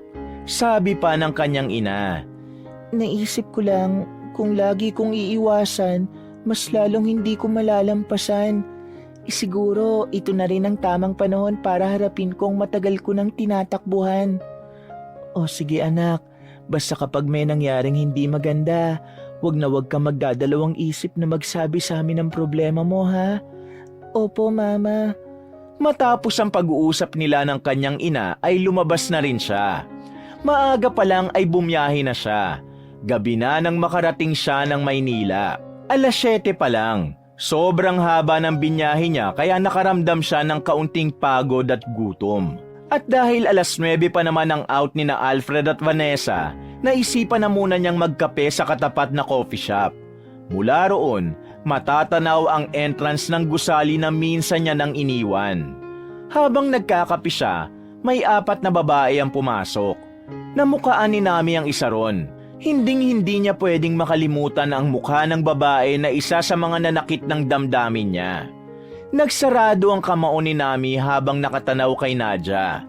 Bidang-bida ito sa mga kasama nito. Maya-maya pa, narinig na lamang ni Nami na nagkukwento na si Nadia. Sa lakas ng boses ng babae, hindi niya na kinailangan pang lumapit para makichismis. Oo nga no, ano na kayang balita sa pangit na yon? Bigla na lang hindi nagparamdam yun eh. Nag-stalk nga ako ron eh. Walang laman ng social media. Kung sa bagay, kapag pangit ka, bakit ka naman mag-a-upload ng mukha mo, di ba? Nagtawa na ng mga kababaihan. Napailing na lamang din si Nami. Hindi niya inakalang kahit 6 na buwan na ang nakalipas, ganon na ganon pa rin ang ugali ni Nadia. Pero alam niyo ba kung anong plot twist ng taon, mga ateng? Di ba kaibigan ni Nami yung si Vanessa? Yung Vanessang yon, traidor. Siya kaya ang nagpakalat ng video ni Nami na binubuli siya. Oo, siya yun. Sinend niya sa GC namin. Alam siguro niya na ikakalat agad namin kapag nakita namin yon. Iba rin talaga si Vanessa, no? Kapag insecure ka, hahanap ka talaga ng paraan para makasira ng tao. Nang marinig ni Nami ang mga sinabi ni Nadia, para siyang nanghina. Hindi siya makapaniwala sa mga nalaman niya. Nagiinit ang buong mukha niya. Nanlalambot siya at parang hindi niya kayang tumayo sa mga pagkakataong ito. Natagpuan na lamang niya ang sariling umiiyak. Akala niya okay na siya dahil handa na siyang harapin ang mga taong nanakit sa kanya. Pero ang hindi niya pala napaghandaan ay ang katotohanang kaya siyang traidorin ng kanyang tinuring na kaibigan. Tumayo si Nami. Hindi na kasi niya kaya pang makinig. Nang dumaan siya sa gilid nila Nadia, napatingin ito sa kanya. Parang kilala ko ang babaeng yun ah. Bulong na sabi ni Nadia nang makalabas na si Nami ng pintuan. Samantala, napagpasyahan na muna ni Naming ipagpaliban ang pagkikita nilang tatlo ni na Alfred at Vanessa. Hindi niya pa kayang harapin si Vanessa sa mga sandaling yon. Hindi niya alam kung anong sasabihin niya. Nagpunta siya sa pinakamalapit na hotel na katabi lang din ng dating pinapasukan niya. Nag-check-in na muna siya ron. Pagpasok niya sa loob ng kwarto, dito na siya naiyak ng sobra. Habang umiiyak siya, bigla namang tumawag sa kanya ang kanyang kuya. Huminga siya ng malalim at pilit na kinalma ang kanyang sarili. Hello, kuya? Bungad niya sa kabilang linya. Nasaan ka? Naka-check-in ako, kuya. Sagot niya. Pumunta ka rito. Natatanaw ko na rito yung mga taong nanakit sa'yo. Bilisan mo. Kuya, please, huwag kang gumawa ng eksena. Masisira si Papa. At ayoko pa ngayon, please. Nami, hindi ko hahayaan na ganun lang yun. Kung kinakailangan na tanggalin ko ng tigi-isang bagang na mga to, gagawin ko. Kuya naman, please. Parang hindi ka edukado kung magsalita ka ng ganyan. Tingin mo ba makakabuti sa akin kapag ginawa mo yan? Hayaan mo kung gumawa ng sarili kong way. Please naman, huwag ka nang dumagdag. Hindi na niya napigilan ang kanyang sarili. Napahagulgol na siya. Saka lamang kumalma ang kanyang kuya nang marinig yun. Hello? Uy, Nami! Okay ka lang ba dyan? Hoy! Pupuntahan kita dyan! Makalipas lang ang ilang minuto, dumating na rin ang kanyang kuya. Sobra itong nag-aalala. Nagdala pa nga ito ng pagkain at ilang mga inumin. Kalmado naman na si Nami sa mga sandaling yon. Kaya nang maupo na ang kapatid niya, dito niya na ikinwento ang nangyari. Yan kasi ang sinasabi ko sa iyo eh. Ilang beses ko ba kasing ipapaalala na dapat hindi ka basta-basta nagtitiwala sa kakakilala mo pa lang. Tignan mo, na-traitor ka, di ba? Iritadong sabi ng kanyang kuya. Nandito ka ba para ipamukha sa akin ng tanga ko, kuya? Oo, kapag gumawa ka kasi ng desisyon mo, hindi mo pinag-iisipan. Masyado kang maligalig, Nami.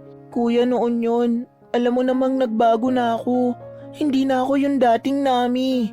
Nagbago pero iiyak-iyak ka dyan. Binuksan na lamang ng lalaki ang isang bote ng alak. Siyempre masakit kasi tinuring ko siyang parang ate ko na. Bakit ka ba kasi nagganap pa ng ate may kuya ka naman? Alam mo, maluwag yata yung tornilyo ng utak mo eh. Oo na, sige na. Uminom na lang tayo. Nag-inuman silang dalawa. Kahit na papaano ay gumaan na rin ang pakiramdam ni Nami. Maswerte siya dahil kahit medyo mainitin ang ulo ng kapatid niya, concerned pa rin naman ito sa kanya. Dakong 11:00 na nang iwan na siya ng kuya niya sa unit. Mag-isa na lamang siya ron at kung ano-ano na naman ang iniisip niya. Muli siyang humarap sa salamin. Hinaplos niya ang sariling muka at ngumiti ng mapait. Naisip niya kung tama bang gantihan niya ang mga gumawa sa kanya ng kasamaan. Pero naiisip niya rin na mali kung hahayaan niya na lang. Dahil para sa kanya, kung hindi mapuputol ang sungay ng mga taong masasama ang ugali, makakaperwisyo pa ito ng ibang tao. Kaya mo ito, Self. Kayang-kaya mo. Nandito ka para patunayan sa kanila na kaya mo ring maging better. Napapangiti na lamang siya habang nakatingin sa salamin. Kinuha niya ang kanyang cellphone. Nagdadalawang isip siya kung tatawagan niya ba si Alfred o hindi. Mula kasi nang umalis siya sa apartment, hindi niya na yun kinontak pa. Bumuntong hininga siya at sinimulang puntahan ang profile ng binata sa social media. Pero sa huli, naisipan niyang hindi na lamang niya kakausapin si Alfred. Bumuntong hininga na lamang ang dalaga at saka muling umupo sa kama. Hindi niya pa kaya. Wala pa siyang lakas para kausapin ang mga taong pinili niyang hindi kausapin ng ilang buwan. Kinabukasan, buo na ang loob ni Nami. Pumunta na siya sa lugar na pilit niyang kinalilimutan. Gusto niyang malaman kung ano ang magiging reaksyon ng mga tao roon. Kung nakikilala ba siya ng mga ito o kung nakikita pa rin ba nila ang dating pangit na mukha ni Nami. Pagpasok niya sa lobby, napatingin agad sa kanya mga nasa reception. Nagbubulungan ang mga yon. Pero ang mga bulungan ay hindi na negatibo. Nakangiti ang mga yon at parang namamangha. Hala, artista ba yan? Parang artista nga eh. Sobrang ganda. Parang Barbie. Ilan lamang yon sa mga naririnig niyang salita. Hindi mapigilan ni Nami na mapangiti. Sobrang naninibago siya sa mga natatanggap niyang papuri. Mga papuri na matagal niya nang pinapangarap na marinig mula sa iba. Pagpasok niya ng elevator, hindi naman mapakali ang ibang lalaki na kasabay niya. Tingin niyo ng tingin sa kanya. Nagbubulungan din at nagbabalak na kunin ang number niya. Pagbukas ng elevator, naunang lumabas si Nami. Isa sa mga lalaki ang naglakas loob na tawagin siya. Pero hindi niya yun pinansin.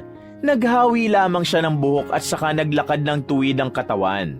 Sa hallway, nakasalubong naman niya ang isang lalaki na isa ring kinamumuhian niya, si Rowan. Kagaya noon, tingin pa lamang nito ay talaga namang nakakamanyak na. Tumigil si Nami. Tiningnan niya ng direkta sa mata ang lalaki.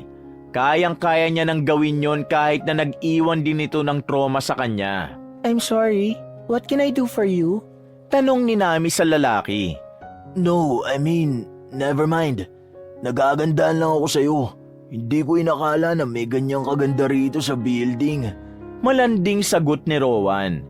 Sigurado ako na ilang beses mo na yung sinabi sa ibang babae. Nakangiting tugon ni Nami. Hindi sa'yo pa lang. Wait, tingin ko parang pamilyar yung boses mo sa akin Sabi pa ng lalaki. Really? Huwag ka ma-offend Kaboses mo kasi yung dating ka-workmate namin na pangit. Pero kaboses mo lang naman. Di mo naman kamuka. Natatawa nitong sabi sa dalaga. Lihim na nakaramdam na naman ng galit si Nami. Naalala na naman kasi niya kung papaano siyang pinahamak ng lalaking ito. Pero dahil hindi pa ito ang tamang oras para ilantad ang katotohanan, mananatili siyang kalmado.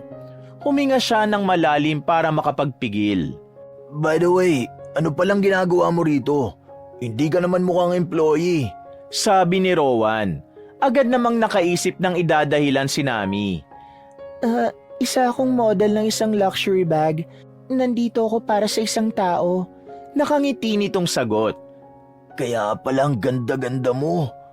Huwag kang papasilaw sa ganda, sir. Kasi baka hindi mo alam.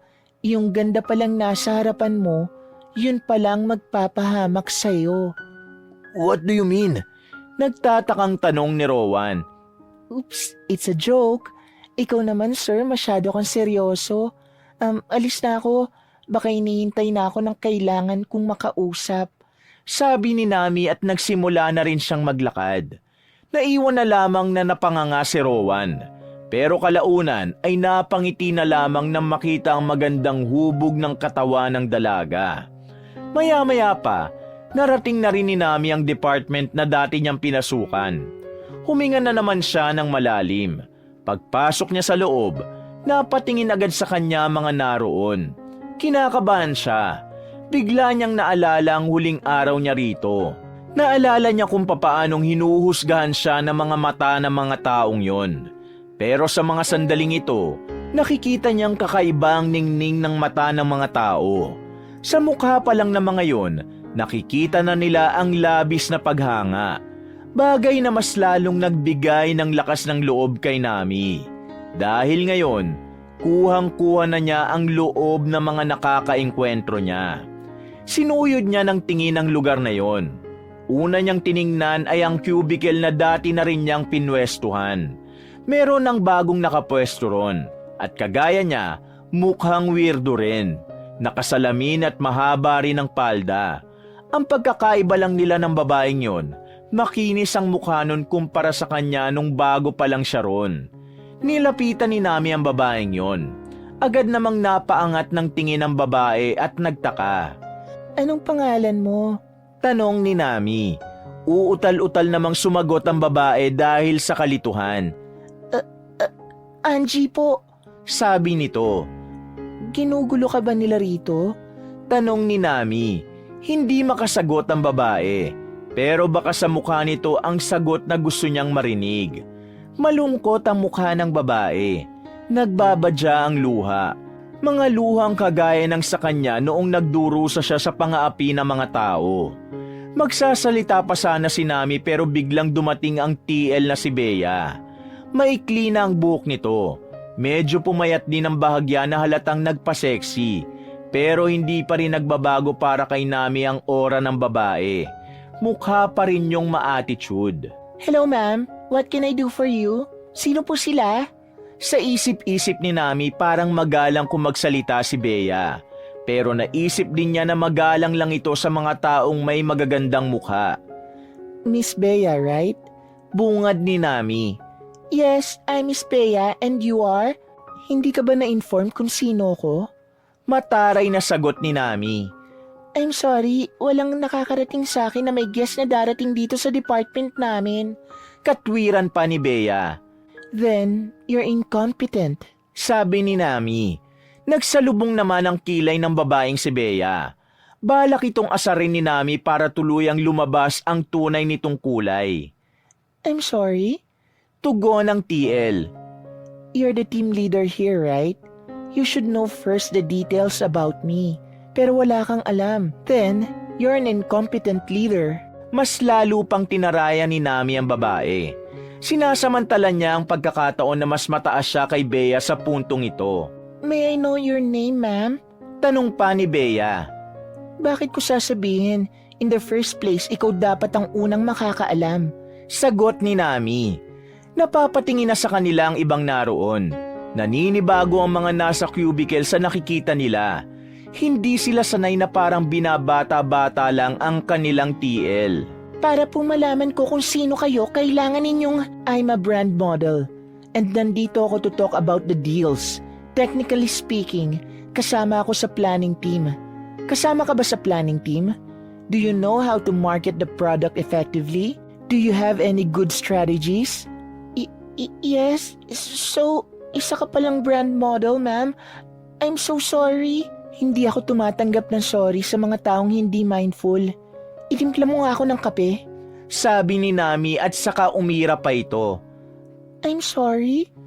I said, itimpla mo ako ng kape. I think pwede naman kitang utusan since ikaw ang TL dito at mas mataas naman ako sa'yo. Itimpla mo ako ng kape. Gusto kong ikaw mismo magtimpla. Mukhang masarap ka magtimpla ng kape. Lalo na kung sobrang init ng tubig. Sabi ni Nami. Kitang-kitang namumuong inis sa mukha ni Bea. Hindi ito makapalag, pero nanggigigil na. Nakatingin na rin ng masama kay Nami na parang gusto na siyang sabunutan. Miss Bea, siguro naman mas mahalagang trabaho mo kesa sa kape. Sarkastiko nitong sabi. Yes, ma'am. Ipagtitimpla kita ng kape. Ngumiti ng peke ang babaeng si Bea. Mabilis itong naglakad patungo sa water dispenser. Maya-maya, bumalik din naman agad dito at saka inabot sa kanya ang kape. Thank you sa kape pero nagbago na pala ang isip ko. Hindi na ako magkakape. I just want to talk to Mrs. Chavez. Where is she? Hindi niyo na po iinumin? Tanong ni Bea. Where is Mrs. Chavez? Hindi na pinapansin ni Nami ang kape. Kaya naman mas lalong nakaramdam ng pagkairita ang babaeng si Bea. Maya-maya pa, biglang dumating ang manager na si Mrs. Chavez. Nakangiti nitong sinalubong si Nami. Wala silang kaalam-alam kung sino ang magandang babaeng kanilang kaharap. Oh, good morning Mrs. Chavez. Kanina pa ako nandito. Malapit na mag-isang oras. Hindi ka ba na-inform na ayaw ko ang mga taong nalilate? Masungit na sabi ni Nami. Tila naging tensyonado agad ang mukha ng manager na si Mrs. Chavez. I'm so sorry, may inasikaso lang ako at Hindi na natuloy ni Mrs. Chavez ang kanyang sasabihin ng putulin nito ni Nami. So hindi ako priority rito? Yun ba ang gusto mong iparating? No, hindi yun ang ibig kong sabihin. Mrs. Chavez, do you know me? Tanong ni Nami. I know na may isang brand model na darating, pero they didn't mention about your information. Let's go to my office so we can talk about that. Sabi ng manager. I quit. Tanging sagot niya. Nagkatinginan si Mrs. Chavez at ang TL na si Bea. Ayaw ko sa lahat ng mga taong incompetent. Ayoko rin ng pinaghihintay ako kahit ilang minuto pa yan. Learn how to be professional. Mukha kasing mga bulok ang mga taong narito. Ma'am, please don't generalize. Mrs. Chavez, you need to admit lahat ng nandito ay incompetent. The reason kung bakit ako lang ang brand model na gustong makipag-team up sa inyo. The reason kung bakit ito lang ang unang pagkakataon na may brand and luxury bag ang gustong makipag-collab sa inyo. Ang kaso, ngayon pa lang napatunayan ko nang hindi kayo ang dapat kong maka-team up sa ganitong uri ng project. Lalabas na sana ng department ang dalaga nang habulin at harangin ito ni Mrs. Chavez. Wait, please. Let's talk. I mean, Anong pwede namin gawin para hindi ka mag-back out? Kahit ano, basta pumayag ka lang. We really need you, ma'am. Kailangan namin ng isang malaanghel na ganda mo para maging hit ang gagawin naming commercial. Please? Pagmamakaawa ni Mrs. Chavez. Okay, madali lang naman akong kausap. In two condition. Yes, ma'am, kahit ano pa yan. Nangingiting wika ng manager nang maramdaman na makukuha na nila si Nami. Nakikita niyo ba ang babaeng yon? That woman named Angie? Sabi ni Nami. Bakit po? May ginawa bang masama sa inyong babaeng yan? Kaya ko siyang tanggalin ngayon, ma'am.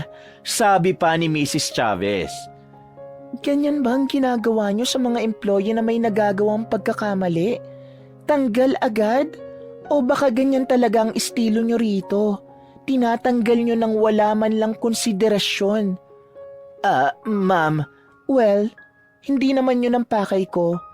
Ang gusto ko lang namang sabihin, walang kahit na sino ang pwedeng manggulo, manglait, manghamak at mambuli sa babaeng yon. Sa oras na malaman ko na may nang api sa kanya, hindi ako magdadalawang isip na mag-back out. Sabi ni Nami. Sinadya niyang lakasan ang pagkakasabi para marinig ng lahat ng naroon. Kaano-ano niyo po ba si Angie? Tanong ni Bea. Tiningnan naman ito ni Nami na parang mataray. Hindi ko siya kilala. Kailangan ba may kamag-anak siyang brand model para itrato niyo siya ng tama? Nagkatinginan na naman si Mrs. Chavez at si Bea. Ang sunod kong kondisyon, gusto kong ako mismo ang pipili ng planning team. I will send the list after kung umalis dito. Just check your email na lang, Mrs. Chavez.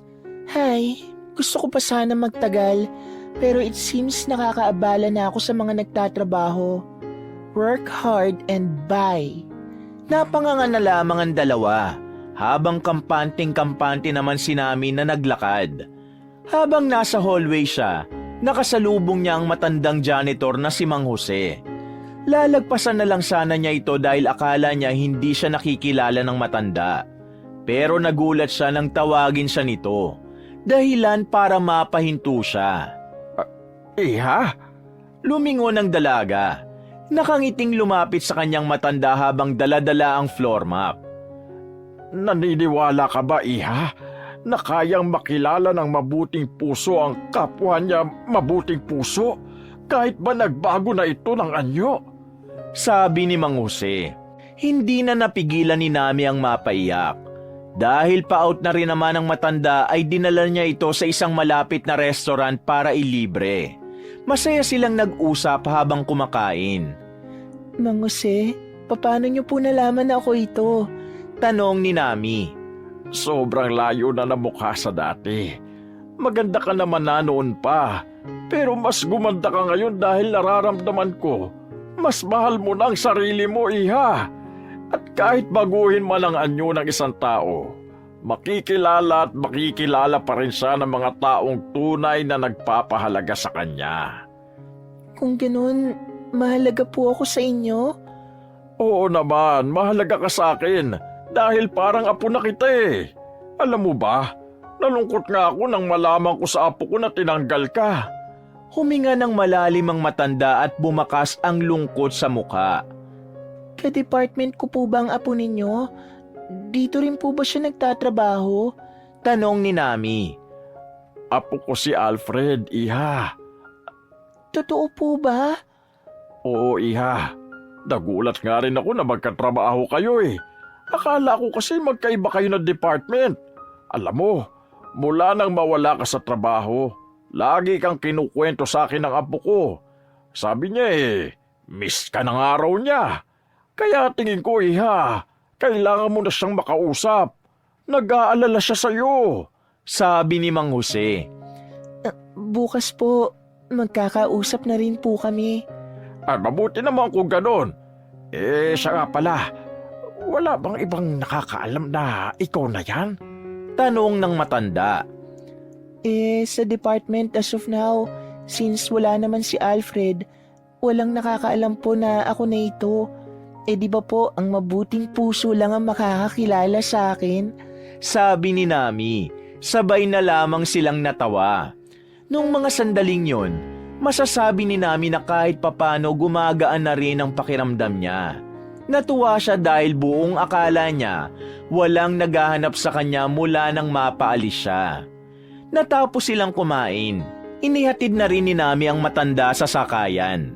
Siya na rin ang nagbayad ng pantaksi ng matanda. Makakauwi na po kayo. Kaninang madaling araw pa po pala kayo naka-duty eh. Magpahinga po kayo ah. Bago umalis, kumaway-kaway pa sa kanya si Mang Jose. Muli siyang bumuntong hininga at napatingin na lang sa mataas na gusali na nasa harapan niya. Bukas, malalaman niyo na rin kung sino ako. Bulong niya sa sarili at saka umalis na rin.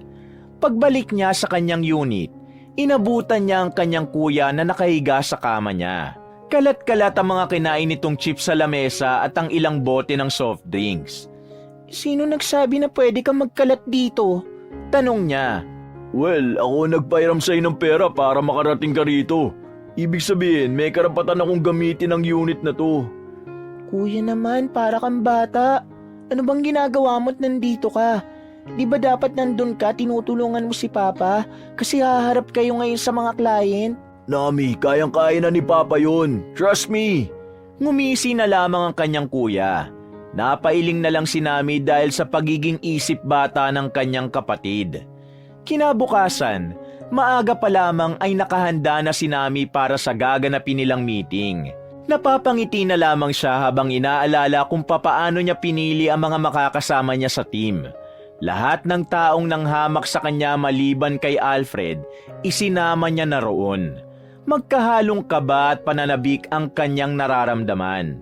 Hindi niya alam kung ano mangyayari, pero may kung anong excitement na nananalaytay sa kanyang sistema. Dakong 10:00 ng tanghali, kumpleto na ang lahat sa conference room. Naroon si Mrs. Chavez, si Bea na TL, naroon din si Robbie at Nadia, at hindi rin nawawala si Rowan na Manyakis.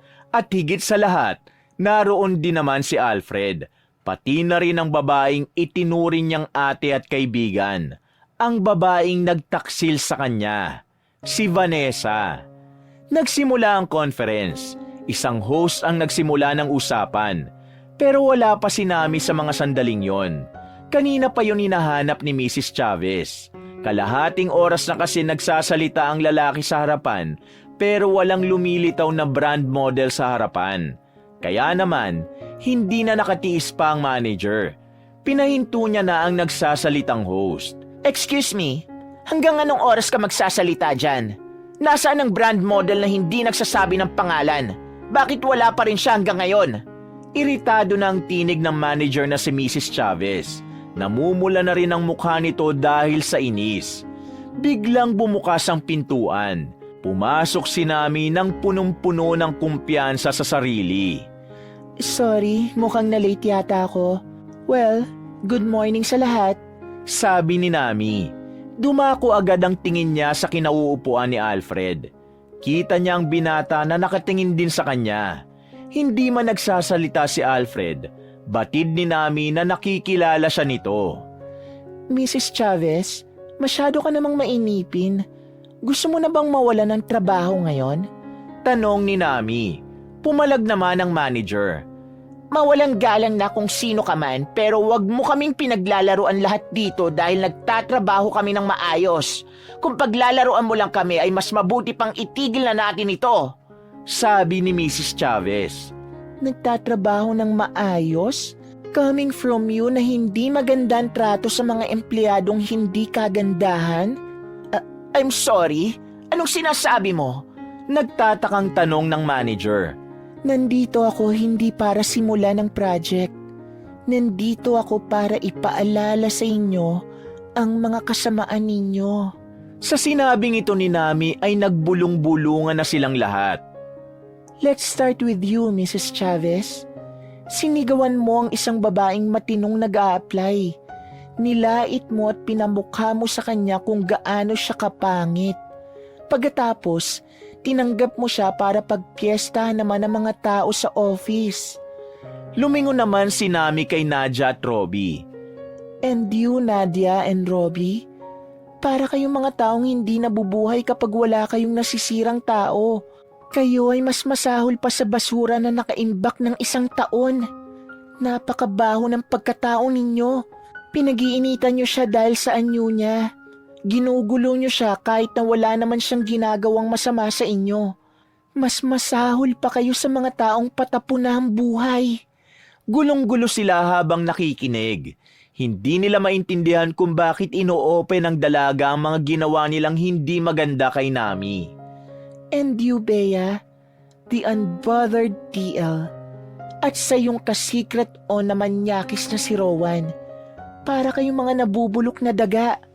Kadiri kayong dalawa. Paano nyo natitiis na maglandian kung pareho naman kayong may pamilya na? Ikaw, Bea, pinalabas mo siyang masama kahit na wala naman siyang kasalanan. Alam mo sa sarili mong totoong manyakis yang si Rowan, pero pinagtatakpan mo siya. Sinampal mo rin ang biktima sa halip na tulungan mo.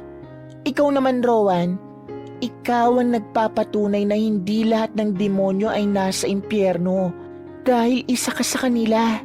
Napakawalang hiya mo. Pagbabayaran mo ang panghihipo mo sa kanya. Ang huling tiningnan ni Nami ay ang kanyang dating kaibigan, si Vanessa. Sa hindi malaman na dahilan, hindi yun makatingin sa kanya ng diretsyo. At ikaw naman, Vanessa, itinuring kanyang tunay na ate, kaibigan at kapatid. Ikaw ang unang taong nagparamdam sa kanya na hindi siya nag-iisa nang pumunta siya rito sa Maynila. Masaya siyang nakilala ka. Isa ka sa pinaguhugutan niya ng lakas. Pero anong ginawa mo? Ikinalat mo ang dating video na kung saan siya inaapi ng mga dati niyang kaklase. Paano mo nagawa yun? Anong kasalanan niya sa'yo? Bakit mo ginawa ang ganun sa kanya? Nakita ni Nami na umiiyak na lang din ang dalagang si Vanessa, habang ang iba naman ay litong-lito na. Teka nga, sino ka ba? Bakit mo sinasabi yan? Kaano-ano ka ba ng pangit na yun? Tanong ni Rowan sa kanya. Ngumiti ng nakakaloko si Nami habang may bumabagsak na ring luha mula sa kanyang mata. Hindi niya may paliwanag kung gaano kasama ang kanyang loob sa mga nangyayari. Lalong-lalo na kay Vanessa. Sino ako? Gusto mo ba malaman kung sino ako? Malamang kaya nga tinatanong, di ba? Baliw pala to eh. Natatawang buwelta ni Rowan. Ako lang naman ang pwedeng makapagtanggal sa inyo sa trabaho. Ha? Bakit? Iyo ba tong kumpanya? Hello? Brand model ka lang dito. Kahit wala ka rito, kaya naming humanap ng ibang mas maganda at mas may manners. Hindi na nagpaawat si Rowan sa kakasalita nito. Mawalang galang na, pero sino ka ba talaga? Bakit ganyan ka umasta sa amin? Sumabat na si Mrs. Chavez. Ako ang taong inapi-api ninyo. Ako ang pangit na yon. Ako si Nami. Nagulat ang lahat sa kanyang sinabi. Pero natawa naman si Rowan dahil doon. Hindi ito makapaniwala sa nakikita. Lumapit pa si Rowan kay Nami at tinignan mula ulo hanggang paa ang dalaga. Nami? Ikaw na pala yan? Kaya pala sabi ko pamilyar ang boses mo eh. Hindi ko inakala na sexy ka pala kapag hindi nakapalda na mahaba. Ang ganda mo, lalo na kapag wala kang tigyawat. Isang malakas na sampal ang binigay ni Nami sa kanya. Nagulat naman ang lahat sa ginawa ng dalaga. Kapal na mukha mong bastusin ako sa mismong baluarte ko. Pinagsasabi mong baluarte. Uy, gumanda ka lang. Nawala lang ang tigawat mo pero kahit na kailan, hindi ka magkakaroon ng ganitong klaseng building, uy. Natigil ang pagsasalita ni Rowan nang biglang pumasok ang kuya at ama ni Nami. Nakasuot yun ng formal attire at may mga kasama itong security sa likuran. Hindi na nakapagpigil pa ang kuya ni Nami. Agad nitong nilapitan si Rowan at saka sinapakito ng 2 beses. Tumba si Rowan sa sahig. Bumangon naman ito agad pero nahihilo-hilo. Sino ka namang epal ka? Tanong ni Rowan. Rowan, ano bang ginagawa mo? Sigaw ni Mrs. Chavez. Hinila naman ni Bea ang lalaki na makilala nila kung sino ang 2 lalaking dumating. Sino ba kasi ang mga yan? Bakit umeepal dito? Inis na tanong ni Rowan. Si Mr. Patrino at ang anak niyang si Sir Leon, sila ang may-ari ng kumpanyang ito. Halos mangiyak-ngiyak na sabi ni Mrs. Chavez. Nanlambot si Rowan sa kanyang narinig. Pero nilapitan ulit siya ng kuya ni Nami na si Leon. Hinawakan siya nito sa kwelyo. How dare you na bastusin ang nag-iisa kong kapatid, ha? Who do you think you are? Anong karapatan mong bastusin ang kapatid ko? Leon anak, bitiwan mo na siya. Lumapit ang matandang lalaki na si Patrino kay Nami. Huminga ito ng malalim. Siya si Nami, ang bunso kong anak. Galing kaming Nueva Ecija. Dinalaw namin ang kumpanya just for this. To all of you, I just want you to know na galit ako sa kung papaano nyo trinrato ang anak ko. Hindi lang para sa kanya, kundi pati na rin sa ibang empleyadong kinukutsa nyo ang itsura. Nami is a very pure woman. Kahit mayaman kami, nag-decide siyang magbanat ng buto para paghirapan ang pamumuhay niya. Hinayaan ko siyang makapasok dito kasi akala ko dito niya mas ma-enjoy ang pagsasarili niya sa buhay. Pero nagkamali ako. Sinaktan ninyo ang anak ko. Masyado niyo siyang ibinaba. Pinaramdam niyo sa kanya na hindi siya karapat-dapat para sa trabahong ito. Bilang ama niya at bilang may-ari ng kumpanyang ito, kayong lahat na nang aapi, hindi lang sa anak ko at maging sa iba na ring empleyado. Gusto kong isuspindi kayong lahat ng 1 buwan. Sabi ni Patrino. Nag-iyakan ang mga yon na para bang mababait na bata. Isa-isang lumapit ang mga yon kay Patrino, pero hinawi lang sila ng mga security palayo. Magpasalamat kayo, mabait ang anak ko. Kung ako lang ang tatanungin, tatanggalin ko kayong lahat. Wala akong pakialam kung saan kayo pulutin. Pero iniisip pa rin ng anak ko ang mga pamilya ninyong umaasa sa inyo. Huminga ng malalim si Nami at siya naman ang nagsalita. Hindi ako narito para gumanti sa lahat ng ginawa niyo sa akin. Ang gusto ko lang, matigil na ang pangahamak niyo sa mga tao. Gusto kong hindi na masundan ang pambubuli, pangahamak at pamamahiya. Mabuti akong tao, kaya sana maging mabuti na rin kayo sa iba. Sabi ni Nami. Pero ikaw lalaki ka, hindi ka kasama sa nasuspindi. Tanggal ka ng linti ka at ipakukulong pa kita sa ginawa mong pangmomolestya at pambabasto sa kapatid ko. Galit na wika ni Leon. Sir, pakiusap, huwag po. Gagawin ko po ang lahat, huwag niyo lang po ako ipakulong. Pagmamakaawa ni Rowan. Security, damputin nyo na yan. Baka masaktan ko pa ulit yan eh. Wika ni Leon. Kinuha na ng mga security ang lalaking si Rowan. Iniwan na rin nilang nag-iiyakan ang mga empleyadong nasuspindi. Nasa parking lot na si Nami nun kasama ang kanyang kuya at ama nang habulin siya ni Vanessa. Tumangulang sa kanya si Patrino at Leon at saka nauna na ring sumakay ng sasakyan. Nami!